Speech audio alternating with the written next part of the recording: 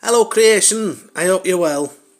This is quite in depth, this that I've just finished writing. It's called Multidimensional Beings. So many have walked before you throughout a creation where all are given the gift of life to experience and to create. With the gift of free will, you are blessed with choice. And through the choices that we make within the mind, we can then experience within the material, if we focus enough, with our vibrational frequency. So many expressions of consciousness have added throughout history to the moulding of this world.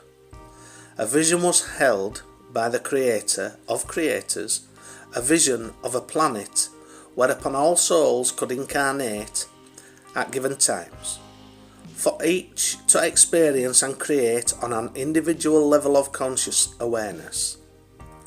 All aspects of self were to be explored through the senses or lack of, through many diversities within the physical form, be that language spoken, ethnicity, skin colour, restrictions through physical and or mental challenges, or both, a myriad of tests to be endured, to seek strength through the pushing of boundaries, levels to which the individual consciousness could delve before the ultimate resignation of life. For a soul to progress in its journey of life experience upon Mother Earth, it will sometimes be called upon to go through hardships brought about by some of the most seemingly impossible situations, some that would be seen at that time by the soul in question to be nothing short of miraculous should that soul overcome that or those particular tests or obstacles. Over an age, the human being has evolved, and the resilience of this wondrous creation has helped to pave the way forward in the expansion of possibility, especially when it comes to its own evolutionary progress. When a soul reaches a certain point in its lifespan within its latest incarnation, it will, if needed, sign a soul contract via the higher soul or higher self with another higher soul or higher self to bring about situations or circumstances in which the soul to learn the lesson shall be put to the test. As we are all multidimensional beings, all existing simultaneously across many levels of consciousness, we have a divine duty as awakened souls to aid in the evolution of not just the human being upon this planet in its physical form, but also in the evolution of the mind. Now, this is a statement that some may question. How can one evolve one's mind? Well, to be honest, with the mind having been conditioned since birth, could waking up to new perspectives be seen as an evolutionary occurrence? It's only my opinion, but surely if a soul reaches a higher level of conscious awareness, and in essence is termed as newly awakened, then this in itself can be termed as evolution of the mind. What we act upon whilst in the physical realm has a direct effect upon our other selves within their respective dimensions. War does not just exist within the physical. Energetic or spiritual warfare has been at play within all theatres of war. Across all dimensions the effects are felt, as energy within one dimension is linked to all others.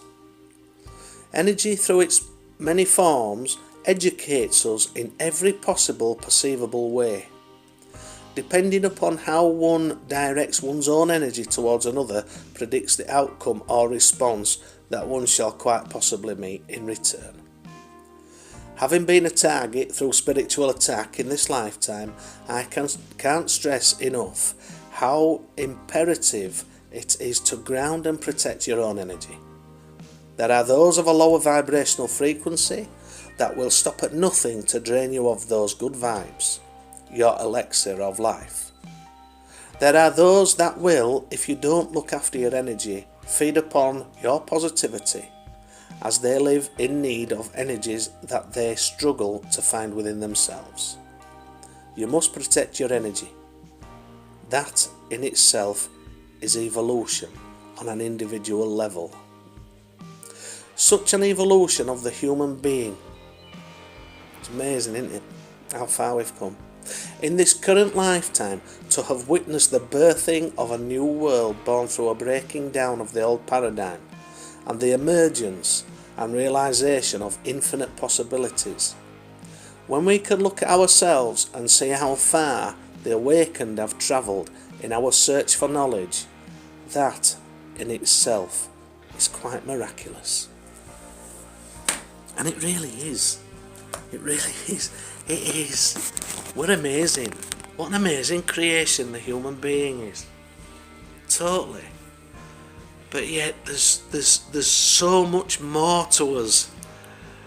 There's so much more to us. Should we only, put in the effort to discover it, to become your authentic self. You will be judged. You will be judged. You may well be scorned upon, have the piss taken out of you,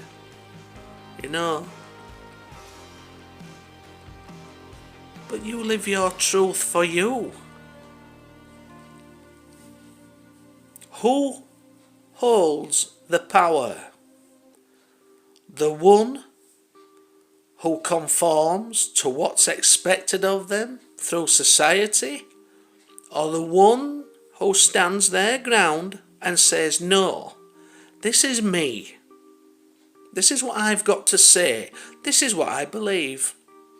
This is my opinion. You don't have to like it. I doubt very much that you'd even respect me for having a difference of opinion, or for standing my ground, or for speaking my truth, or for living my truth. But you are all capable of this. You don't have to be a sheep. You don't have to, because it's expected of you to be a particular way. Anyway, and that's all part of becoming your authentic self. When you have more respect for yourself, and you are yourself, you are yourself at all times,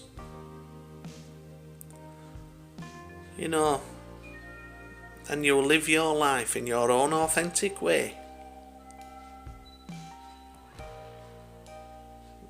then that brings about a happiness, because, to be honest, you can hold your head high regardless of opposition, regardless of people's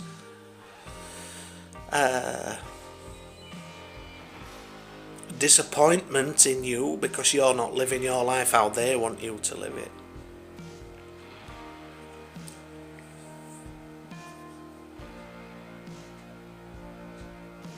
What an amazing journey. I hardly recognise myself when I look back at the versions that I used to be. But it's all valuable in the journey of self-awareness and living your truth in you as your own authentic self. Anyway, just wanted to share that with you. So, I think it might be shower time. I'm not saying I stink, but I think it might be shower time. Take care.